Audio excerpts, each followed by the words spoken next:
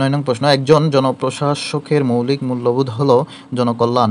অর্থাৎ একজন জনপ্রশাসকের মৌলিক বা অত্যাবশ্যকীয় মূল্যবোধ হলো জনকল্যাণ। কর্মদক্ষতা, সততা, ন্যায়পরায়ণতা, স্বাধীনতা কিংবা ক্ষমতা তখনই অর্থবহ হবে যখন জনপ্রশাসক জনকল্যাণে অর্থাৎ জনগণের ভালোর জন্য কাজ করে।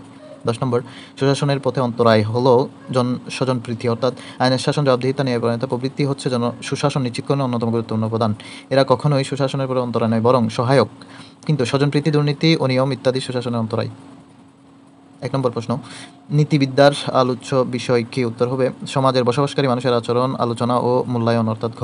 নৈতিক আচরণবিধি বা কোড অফ ইথিক্স বলতে বোঝায় মৌলিক মূল্যবোধ সংক্রান্ত সাধারণ বচন, যা সংগঠনের পেশাগত ভূমিকাকে সংজ্ঞায়িত করে।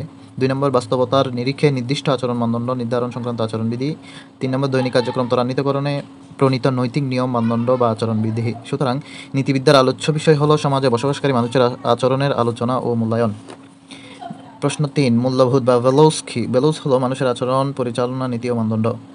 ব্যাখ্যা, মূল্যবোধ হলো মানুষের এমন এক বিশ্বাসবোধ বা মানদণ্ড যার মাধ্যমে কোনো ঘটনা বা অবস্থা ভালো ও মন্দ বিচার করা হয়। এটি মানুষের আচরণ, পরিচালনা, নীতি বা মানদণ্ড। আক্ষরিক অর্থে মূল্যবোধ বলতে ব্যক্তির জ্ঞানগর্ভ আচরণকে বোঝায়, যেই আচরণের মানবীয় এবং সামাজিক মূল্য বিদ্যমান। অর্থাৎ মূল্যবোধ হলো সেই সব রীতিনীতির সমষ্টি যা ব্যক্তি সমাজের নিকট থেকে পেতে চায় এবং যা সমাজ ব্যক্তির নিকট হতে লাভ করে।